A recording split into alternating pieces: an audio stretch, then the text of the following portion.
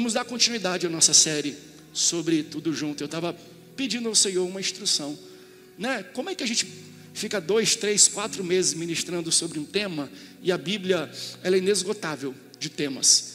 Deus colocou no meu coração para a gente falar sobre uma igreja. Já que nós somos uma igreja, estamos falando sobre a unidade na igreja, vamos entender o que Deus, o que Jesus, o que os apóstolos têm a falar sobre uma igreja que talvez sofreu os mesmos problemas, tinham as mesmas vitórias, mas também lutavam as mesmas lutas e guerras que uma igreja de hoje luta.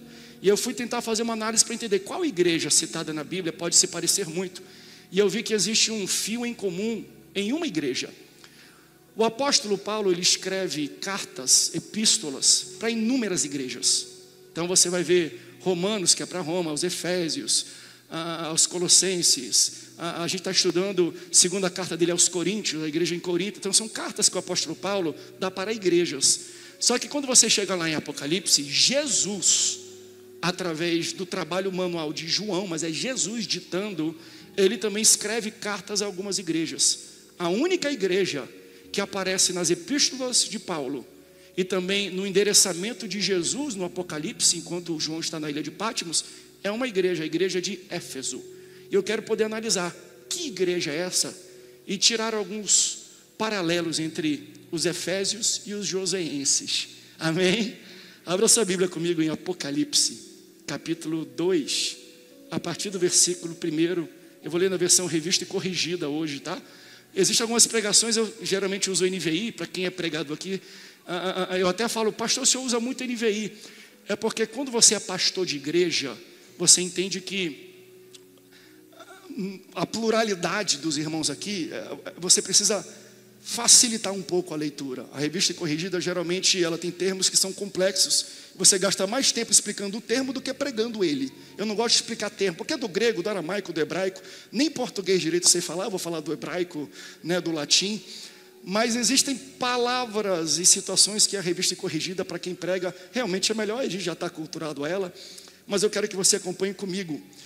Diz assim o texto de Apocalipse, capítulo 2, a partir do versículo 1. Escreve ao anjo da igreja, veja, Jesus está ditando a João.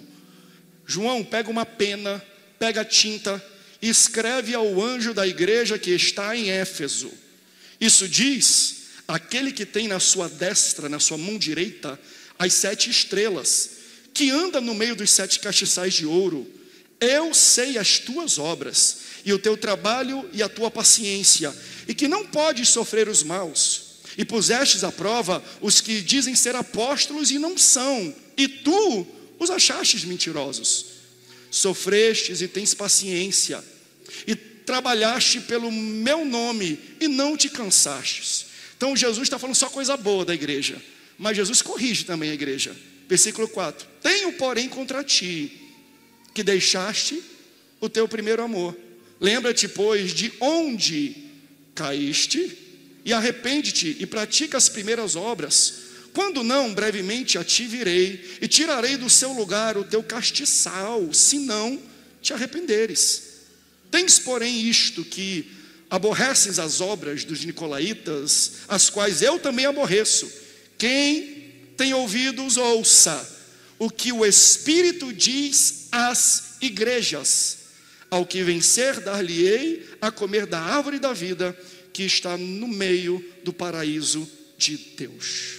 Agora abra comigo na carta de Paulo aos Efésios, capítulo 1, versículo 15. Vou ler um versículo apenas, para a gente aplicar. Jesus está falando com o povo em Éfeso. E Paulo escreve a seguinte questão na sua introdução da sua carta aos Efésios. Ele fala assim: pelo que, ouvindo eu também a fé que há entre vós, a fé que entre vós há no Senhor Jesus, e o vosso amor para com todos os santos. Se você ama a palavra de Deus, diga: eu amo a Bíblia. Uma rápida introdução aqui para o tempo que nós temos, que hoje ainda temos Santa Ceia. A última frase de Jesus para a igreja em Éfeso é: aquele que tem ouvidos, ouça o que o Espírito diz às igrejas. Ele cita a igreja no plural. Embora a carta seja escrita para uma igreja específica, Jesus poderia ter falado, João escreve para a igreja, porque se fosse a, definido uma igreja e aquela igreja citada. Só que ele está endereçando a carta a uma igreja, mas na parte final ele fala, tudo isso que eu disse, abra os ouvidos às igrejas. Não é um termo de exclusividade para Éfeso. Quando ele diz as igrejas, Jesus quer que o que foi dito para os efésios reverbere para a igreja em São José dos Campos. Porque quando ele fala as igrejas, ele está falando todas as igrejas em todo o planeta, em todos os tempos. Escutem o que eu estou falando para essa igreja e apliquem na sua igreja. Então, a carta é uma descrição da igreja de Éfeso, mas é uma prescrição para a igreja em São José dos Campos. Ele está descrevendo uma igreja, o que a igreja tem de bom, o que a igreja tem de ruim, mas ele fala, essa é a descrição dessa igreja, mas serve como prescrição para vocês. Vocês podem até ter coisas boas assim, mas também tem coisas ruins assim, e se tiver coisas ruins assim, façam o que eu estou prescrevendo ao descrever uma igreja. Eu quero salvar Éfeso, mas eu quero salvar São José dos Campos, mas eu quero salvar o Brasil. Aquele que tem ouvido, ouça o que o Espírito diz às igrejas. Esse texto é para a gente. Jesus está escrevendo para você. E aí, só para a gente entender um pouco do contexto, né, do que é, por que ele escreve para Éfeso, que cidade é essa? Éfeso era uma das cidades mais importantes do Império Romano naquela época. Ela era muito bem localizada, perto do Mar Egeu, existiam montanhas, existiam rios. Então, por causa da sua boa localização, era uma cidade muito próspera. Eles eram desenvolvidos porque estavam primeiramente perto de corpos de água. Então você tem toda a questão de trocas e de economia marítima que chega por esse local. Então eles se desenvolveram muito rápido, porque você entende, cidades que estão perto de litoral, de mares, de rios, elas têm a tendência de se desenvolverem mais. É só você olhar para o Brasil. As grandes capitais que nós temos, quase todas elas, ou ficam no mar, ou ficam perto de um corpo de água, de um rio, porque aquilo dá para eles locomoção, dá para eles água, dá para eles irrigação. É um modo de desenvolver a economia. O Brasil, quando começou, a capital era o Rio de Janeiro, porque era mais fácil chegar, estava perto da praia. Se você for entender na história, o Egito se tornou a potência econômica que foi, o império que foi, porque no meio do Egito corria um rio chamado Nilo.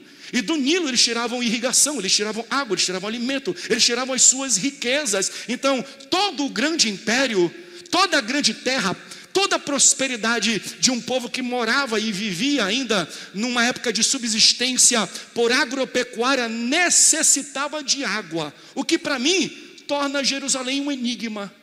Por que todo mundo, desde aquele tempo, queria conquistar Jerusalém, se não tem rio passando por Jerusalém? Por que tantas guerras? Por que Jerusalém foi tão invadida? Por que aquele pedaço de terra que não tem água passando por ele, ele é tão disputado até hoje? Não tem rio. Na verdade, sabe por que Jerusalém eu acho que é disputado até hoje? Porque existe um rio, mas o rio que passa em Jerusalém não é físico. É o rio da vida. É Jesus. Não tem explicação, mas Éfeso não. Existiam montanhas, existia mar, existia rio, existia litoral. E por causa disso, essa cidade se tornou muito forte. Ela era chamada de cidade-luz da Ásia. Porque uma das 7 maravilhas do mundo naquele tempo estava localizado lá. O templo da deusa Diana, ou deusa Artemis. Pessoas de todo o império, de todo o local do mundo iam para lá para poder celebrar nas festas que eles tinham de idolatria. Eram festas banhadas a muito álcool, banhada a prostituição. Tanto é que quando Paulo vai escrever a sua carta aos Efésios, ele fala aquela célebre frase: ei, não vos embriagueis com vinho, onde há contenda, mas enchei-vos do Espírito, porque ele estava falando a um público que estava acostumado na sua prática de adoração religiosa a beber e se prostituir. Aí ele fala assim, pratique a sua religião, siga o seu Deus, mas sem beber, sem se prostituir, se enche do Espírito Santo. Então você consegue ver o apóstolo Paulo tratando o povo dentro de uma linguagem que eles conhecem, mas fazem do jeito errado. Então todos iam para aquela localidade porque era um local bem estruturado. Era uma cidade que para aquele tempo tinham vias largas. Era uma cidade inteligente. É uma cidade bem localizada, era uma cidade perto de tudo, era uma cidade que a infraestrutura, a iluminação, que a segurança pública era muito boa. Será que está parecendo com alguma cidade que você mora? Ainda mais no tempo que nós estamos vivendo, de muita movimentação, porque naquele tempo todos iam para o local para adorar uma deusa em idolatria. Todos iam de todo canto para este local.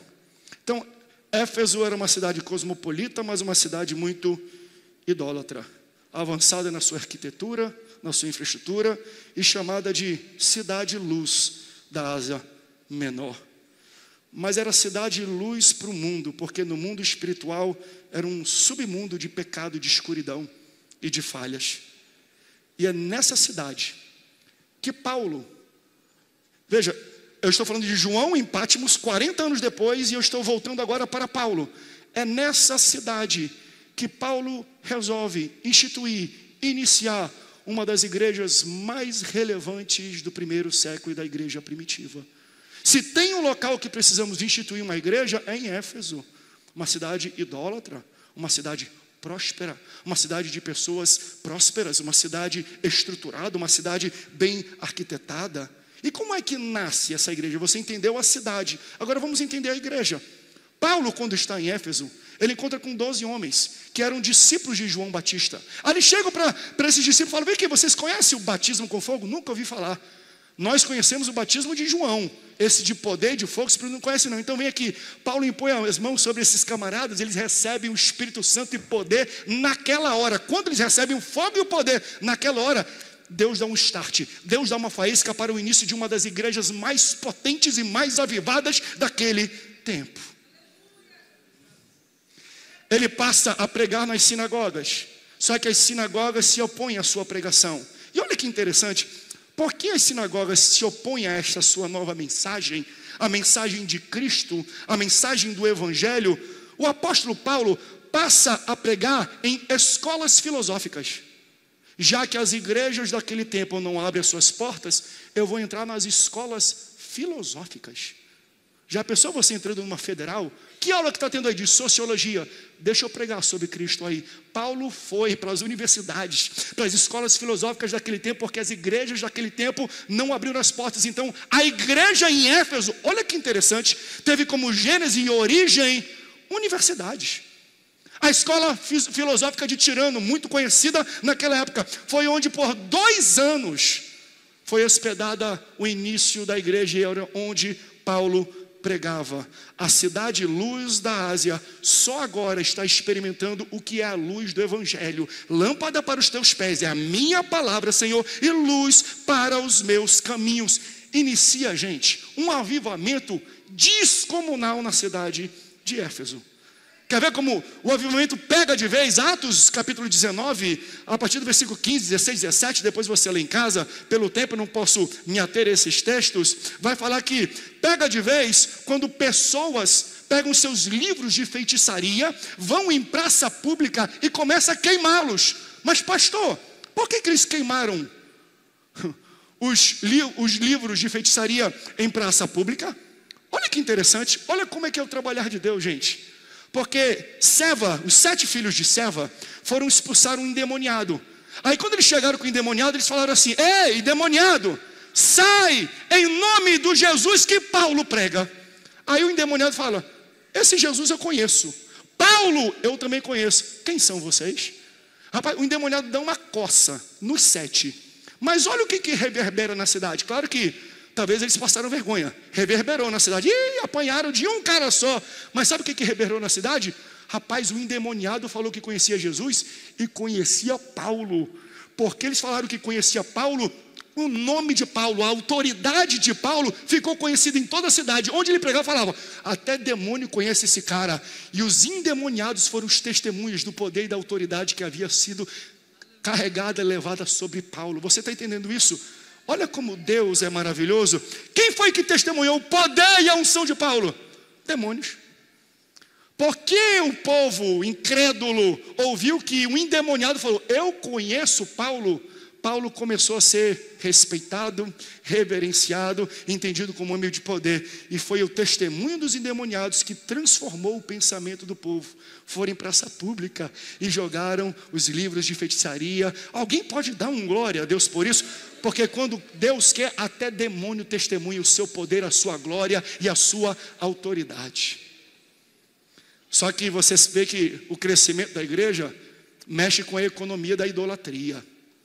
Então, um dos artífices, Artemis, bem conhecido de lá, chegou, uniu o povo que ganhava muito dinheiro. Eles vendiam santinhos, eles vendiam artigos religiosos, eles vendiam miniaturas do templo de Diana e ganhavam muito dinheiro com isso. Só que estava todo mundo convertendo, e todo mundo estava convertendo, jogando fora os livros de feitiçaria, jogando fora os seus apegos, as suas mandingas, os penduricalhos que eles compravam para ligar a fé deles. Daqui a pouco ele falou assim: a gente vai falir, está todo mundo se convertendo, ninguém mais vai comprar, vamos unir o povo, vamos colocar esse cara para fora. Aí começou a apertar a perseguição em cima do apóstolo Paulo, porque onde a igreja chega, o inferno fale. Eu vou repetir: onde a igreja chega, o inferno fale. Vai ser assim, foi assim em Éfeso, vai ser assim em São José, vai ser assim em Aparecida, vai ser assim no Vale do Paraíba, vai ser assim em São Paulo, vai ser assim no Brasil. Alguém pode dizer amém para isso? Onde a igreja chega, o inferno entra em falência. Vai ser assim na tua casa e na tua vida. Alguém recebe isso? Então, por causa da perseguição, Paulo ele foge momentaneamente de Éfeso e vai para Jerusalém. Mas em Jerusalém ele é pego, preso e levado a Roma. Então, quando ele está nesse período em Roma, logo depois de sair de Éfeso, ele escreve a sua carta aos Efésios. Ou seja, ele percorreu e ficou em Éfeso por 3 anos. 3 anos de poder, 3 anos de avivamento, 3 anos de transformação, 3 anos de crescimento dessa igreja. Aí em Efésios, a sua carta, ele vai escrever, ele que inicia essa igreja, que conhece os crentes, que viu o que Deus fez desde a nascença, desde a sua raiz. Ele escreve assim em Efésios capítulo 15, que nós lemos, versículos 15, capítulo 1, versículo 15 e 16. Pelo que ouvindo eu também a fé que há entre vós no Senhor Jesus e o vosso amor para com todos os santos, não cesso de dar graças a Deus por vós, lembrando-me de vós nas minhas orações. Na introdução da carta aos Efésios, Paulo cita 2 características fortes e latentes dessa igreja: a fé, lembro-me da sua fé, e também ele cita: e do vosso amor. Então, depois de Paulo sair de Éfeso e para Jerusalém, ser preso, levado para Roma, onde ele vive o seu martírio, quem assume o pastorado da igreja é Timóteo, que fica por um período. E depois de Timóteo, quem assume o pastorado é João, o mesmo João que está agora na ilha de Patmos, escrevendo uma carta ditada por Jesus para a igreja, a qual ele pastoreia. Então, na ilha de Patmos, Jesus recebe uma ordem, João recebe uma ordem de Jesus. Você está me acompanhando? Amém? Paulo começa a igreja, vai para Roma, escreve a carta para a igreja, Timóteo pastoreia a igreja, Timóteo sai, João pastoreia essa igreja, depois é perseguido, é levado para a ilha de Patmos. Aí Jesus fala: pega a pena, pega a caneta, pega a tinta e começa a escrever, porque eu quero falar com a minha igreja em Éfeso. Então isso aqui acontece 40 anos depois de Paulo escrever aos Efésios. Paulo escreve aos Efésios, 40 anos depois, Jesus, através da mão de João, escreve para o mesmo povo. E Jesus fala assim: eu quero falar com 7 igrejas, só que eu vou começar pela de Éfeso. Escreve assim, ao anjo que está na igreja em Éfeso. Quem é o anjo da igreja de Éfeso? Anjo aqui é mensageiro, ângelos é o mensageiro. Mensageiro, todos nós entendemos, é o pastor da igreja. Então Jesus fala, escreve assim, ao pastor que está na igreja de Éfeso. Escreve aí, João. Quem era o pastor da igreja de Éfeso? O próprio João. Eu vou começar a corrigir a minha igreja, mas vou começar pela tua. João, eu vou falar com a minha igreja, mas eu vou começar pela tua. Ei, antes de querer falar da igreja dos outros, olha para a tua igreja. É por isso que o apóstolo Paulo, quando ele vai falar aos Coríntios, ele fala: examine-se, não é isso que nós vamos fazer hoje? Examine-se o homem, pois, a si mesmo. E como? Veja, não é para você olhar para a vida do irmão do lado, não. Olha para a tua igreja, para a tua vida. Não é para você ficar julgando a vida do irmão, do pastor, daquele, não. Olha para a sua vida. A proposta de Jesus aqui para João é: João, antes de querer falar da igreja dos outros, eu quero que você examine a sua igreja. Ao pastor da igreja em Éfeso, quem é? João, eu vou escrever sobre a tua igreja. Aleluia. Eu sinto que Jesus está falando à nossa igreja hoje. Está falando em mim, André. Quando eu falo para Éfeso, eu falo para as igrejas. E se Ele me deu essa revelação, é porque nós precisamos abrir os nossos ouvidos. Ei, aquele que tem ouvidos, ouça o que o Espírito está falando à nossa igreja aqui nessa tarde. Escreve aí, camarada. E aí ele vai escrevendo. Examine-se. Paulo vai falar isso depois. Examine-se um homem a si mesmo. Meus irmãos, existem dois tipos de exames. Pode até existir mais, mas no meu entendimento existem dois: biópsia e necrópsia. Bio, vida; necro, morte; ópsia, exame. Então, um exame é feito em vida, biópsia. Outro exame é feito em morte, necrópsia. Só que necrópsia ninguém faz em si. Um morto não sabe se examinar. Necrópsia é sempre alguém externo que o examina. Mas você entende quantas necrópsias poderiam ser evitadas se a gente fizesse uma biópsia antes? Examine-se, pois, o homem a si mesmo e veja o que está errado e conserta. Mas, pastor, tem muito erro. Glória a Deus, pelo menos você está vivo para ver. Tem muita gente que não faz um autoexame e só depois alguém vai examinar. Ei, se você não fizer uma biópsia do seu comportamento, Satanás vai fazer uma necrópsia do seu caráter. Examine-se, pois, o homem a si mesmo. Olha para você. Para de falar do outro, olha para a tua vida. Para de julgar o outro, olha para a tua vida. A mesa da Santa Ceia é um convite a isso. Não tem como a gente participar de um culto como esse sem a gente olhar e falar assim: o que eu preciso consertar na minha vida? Hoje é uma noite de biópsia. E glória a Deus pela biópsia. Pastor, tem coisa ruim, tem, mas pelo menos você está vivo. O melhor exame que existe é o exame enquanto nós estamos vivos. Porque se a gente está vivo, a gente pode consertar. Então a mesa da Santa Ceia, ela me empurra, ela me promove a fazer um autoexame. Então, o que Jesus propõe a João fazer nesta carta, ele nos propõe a fazer nesse culto. Não na ilha de Patmos, mas na mesa da Santa Ceia. Hoje é uma noite de autoexame. O que João foi levado a fazer em Patmos, eu e você seremos levados a fazer aqui, nesse culto de Santa Ceia. Mas veja, Jesus começa a análise da igreja em Éfeso, e ele vai citando coisas boas. Ei, vocês são resilientes, são resistentes. Existem pregadores, existem pseudo-apóstolos que vêm pregando uma outra doutrina e vocês os resistem porque vocês conhecem. Eu gosto disso. Eu gosto de uma igreja que ouve o pastor pregando no púlpito, mas está com a Bíblia aberta, porque aqui é o que sai da minha boca, e a Bíblia é o que sai da boca de Deus. Quando você abre a sua Bíblia, Deus abre a boca. E eu gosto quando a igreja é assim. Quanto mais Bíblia eu vejo, mais eu falo assim: eu posso entrar e afundar aqui nessa igreja, eu posso ser mais aberto aqui nessa igreja. Quando tem gente que escreve e anota, então agora que eu vou botar o prego mesmo aqui nessa igreja. E quando tem gente que dá glória a Deus, aleluia, eu falei: agora eu vou até o tutano, agora eu vou pregar tudo que tem. Então, ei, glória a Deus por uma igreja que é resistente, que sabe o que presta e o que não presta. Uma igreja bem alimentada e sabe muito bem o que vem da palavra ou o que vem como invenção do coração do homem. E ele fala: vocês são instruídos, vocês resistem pregadores de fora, vocês resistem quem cria contenda, vocês não dão espaço para as pessoas. Porém, eu encontrei uma falha em vocês. Vocês perderam, se distanciaram do primeiro amor. Mas olha que interessante. Quem iniciou a igreja foi o apóstolo Paulo, não foi? Amém? E lembra as características que o apóstolo Paulo escreveu na carta aos Efésios? Eu lembro-me da sua fé e do seu Amor, calma aí. Essa é a característica principal da igreja.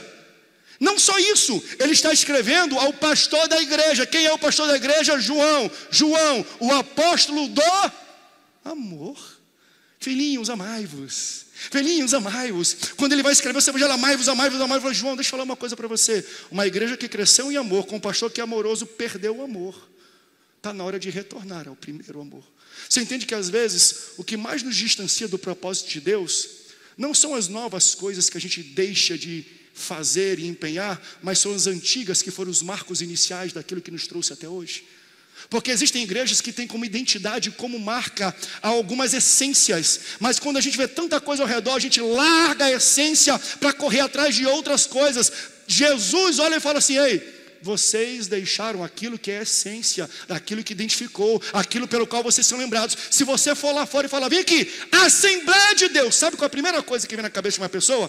Poder. Língua estranha, revelação, profecia, lugar de pregação da palavra. Eu fico com medo quando eu entro numa Assembleia de Deus e eu não vejo gente dando glória a Deus, eu não vejo gente dando aleluia, eu não vejo gente sendo batizado com o Espírito Santo. Saímos do primeiro amor. Por quê? Porque é isso que é a nossa essência, é isso que nos identifica. Então ele está falando, o que identificou vocês como igreja, você, João, como apóstolo, cadê o amor de vocês?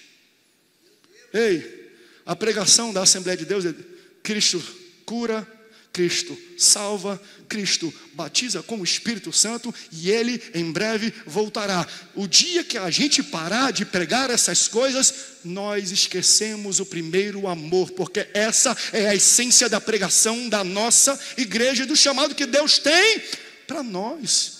Veja, eu não estou falando de usos e costumes, eu estou falando de essência. Aleluia!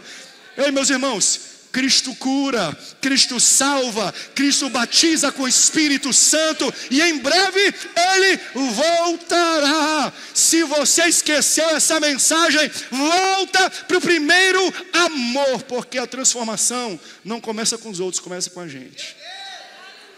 Fala para a pessoa do outro lado: começa comigo, não fala contigo, não fala, começa comigo, eu sei. Que geralmente a gente aponta, fala para ele o que ele tem que fazer. Não, agora fala para ele o que você tem que fazer para si mesmo. João, pega a caneta, eu vou começar pela tua igreja. Aleluia! Se a gente aprendesse isso, meu irmão, quanto problema, quanta contenda a gente deixaria de ter, né? Não abre a boca para falar dos outros, olha para a tua vida. Aleluia! O destinatário da carta era o anjo da igreja, o pastor João, o pastor André. A igreja era de Éfeso, era de São José dos Campos. E quem era o remetente? O autor da carta. O texto vai falar: diz aquele, não diz o nome, é aquele. Pastor, quem é aquele? É aquele que acalma o mar, aquele que segura o vento. É aquele que está falando aqui. É aquele que te tira do poço, é aquele que te dá a cura. Diz aquele que tem as 7 estrelas na sua mão direita e anda no meio de 7 castiçais. Glória a Deus. Veja. O que são as estrelas e os castiçais? Os castiçais são as 7 igrejas. E as 7 estrelas, ele está se remetendo e destinando os 7 pastores. Ele chama de anjo, mas aqui nesse contexto ele fala: aquele que tem os 7 líderes, os 7 pastores das igrejas na sua mão. O que ele está dizendo é: aí em São José dos Campos tem um pastor que está me representando, mas ele está na minha mão. Você está entendendo isso? Ei, nós temos pastores para cada igreja, para cada campo, mas todos eles estão na palma da mão do Cristo, que é o dono da sua igreja. Então ele fala: vocês podem até estar aí, mas é a minha mão que conduz. Você entende isso? Meus irmãos, eu sou apenas um servo aqui nesse local. Enquanto Deus permitir, estarei aqui servindo, mas a mão de Cristo está sobre esse local. Diz aquele que tem na sua mão direita, no meio da sua mão, as 7 estrelas. Aleluia, glória a Deus, porque eu estou nas mãos de Deus e essa igreja está nas mãos dele. Você pertence, essa igreja tem um dono e o nome dele é Jesus Cristo de Nazaré. Mas ele vai além, fala, não tenho só apenas os líderes nas minhas mãos, eu ando no meio dos 7 castiçais. Andar aqui é apontando como se fosse um general, um chefe de uma tropa, de fazer revista, né? De olhar, deixa eu ver se está alinhado, deixa eu ver se está correto, deixa eu ver se está certinho, deixa eu ver se está puro, se está aplumado. Então ele vai andando, fazendo revista. E você entende? Ele encontra erro, sim, encontrou em Éfeso. Encontrei um erro aqui, soldado.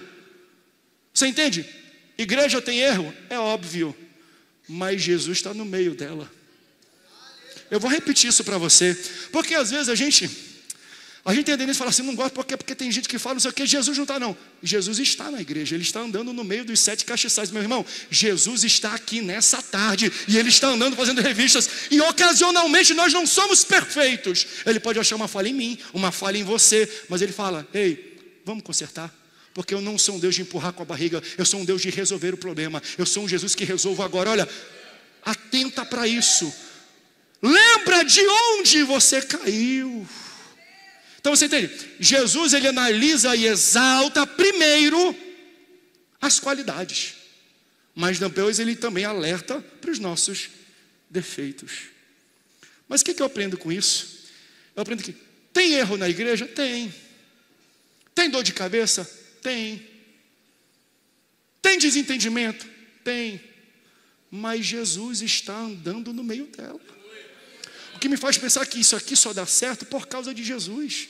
Meu irmão, se Jesus não estiver aqui andando, só vai sobrar a tua chatice, as nossas mentiras, as nossas falhas, os nossos pecados, só vai sobrar isso, nunca vai dar certo. Mas pastor, tendo isso dar certo, se Jesus está andando no meio dela, vai. Por quê? Porque quem sustenta é Jesus. Ele tem na sua mão direita as 7 estrelas e ele anda no meio da sua igreja.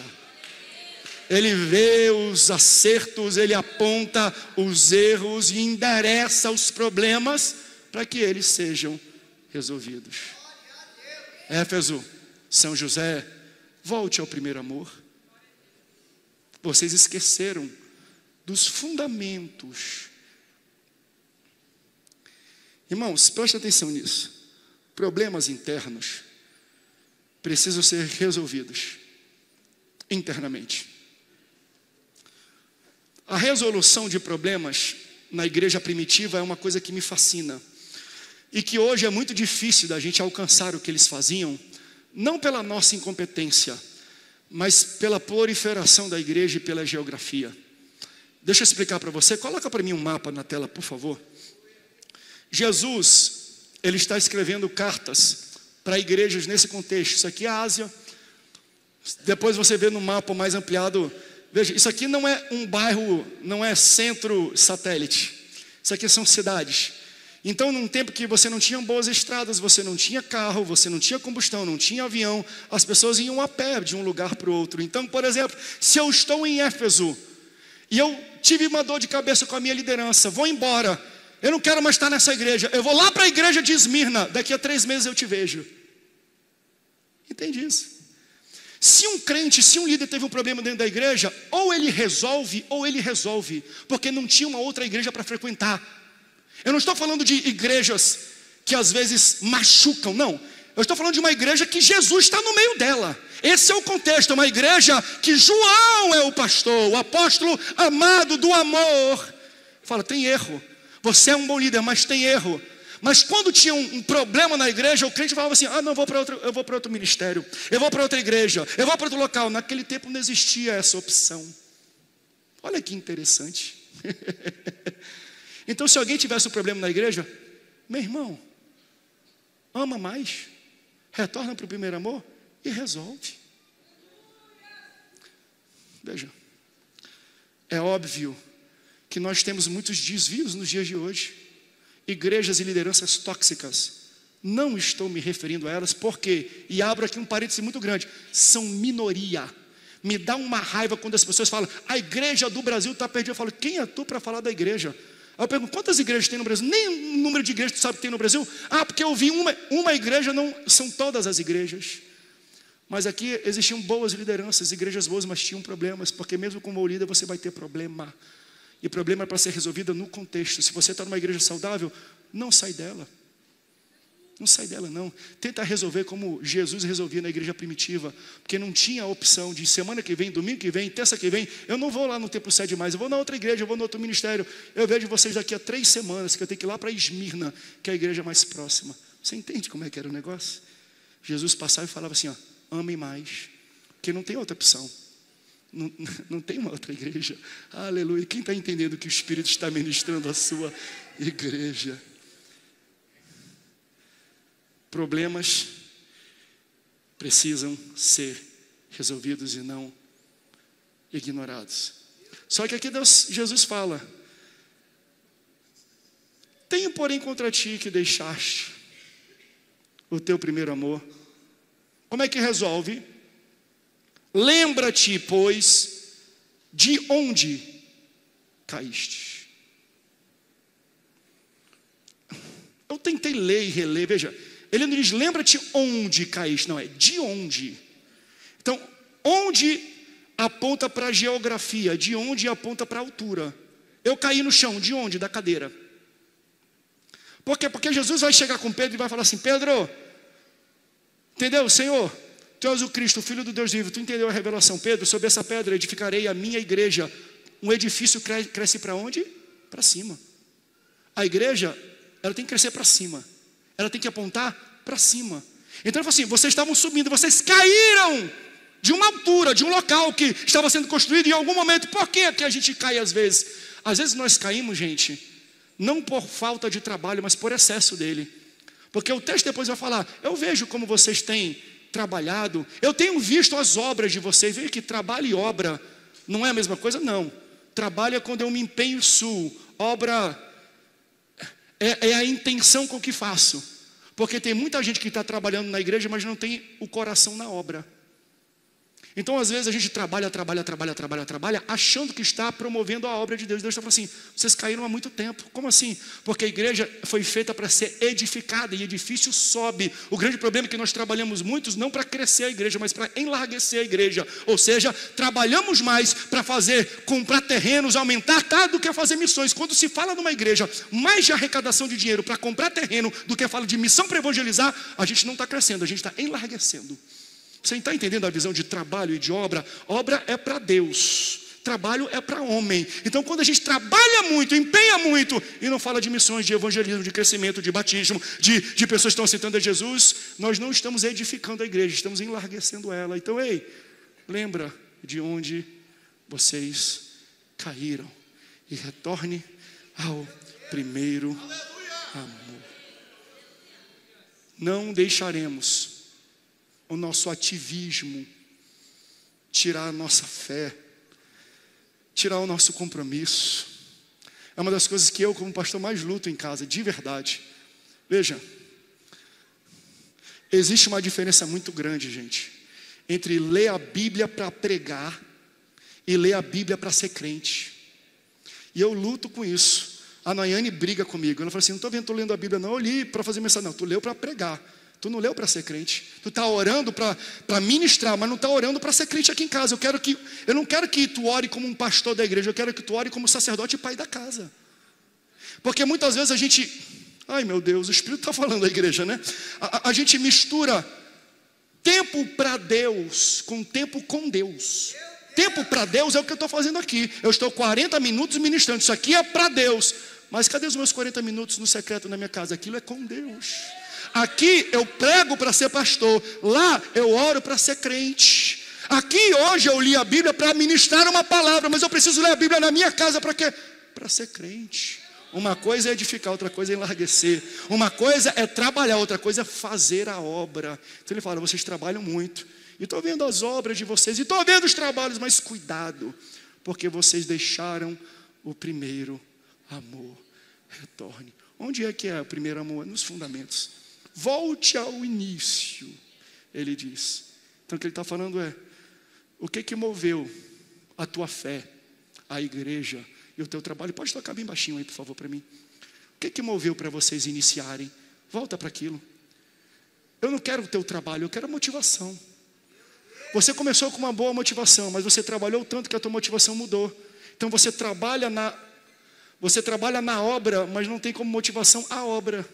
Você tem conquistas terrenas, materiais, humanas. Está enlarguecendo a igreja, mas deixou de edificar. Retorna à fundação, ao início de tudo.